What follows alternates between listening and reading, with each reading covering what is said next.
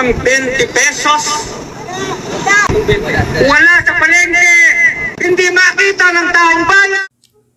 Sa sektor ng agrikultura, si Danilo Ramos o Ka Daning, na kasalukuyang leader ng Kilusang Magbubukid ng Pilipinas o KMP at isa ring magsasaka, ang isa sa mga nagtataguyod ng tunay na reformang agraryo.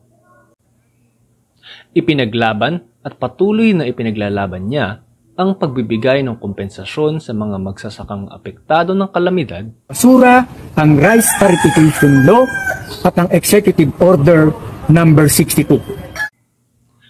Itinataguyod rin niya ang karapatan ng mga magsasaka sa kanyang mariing pagkondena sa mga pulisiyang tanging malalaking kumpanya at may-ari ng lupa lamang ang nakikinabang.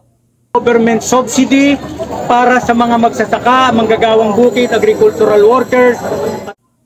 Patuloy niyang inihahayag ang mga hinaing ng magsasaka tulad ng mababang sahod, hindi tamang kondisyon sa pagtatrabaho at mga problemang dulot ng globalisasyon sa agrikultural na sektor. Napakahalagang kasalanan ni Marcos Sr. at Marcos Jr.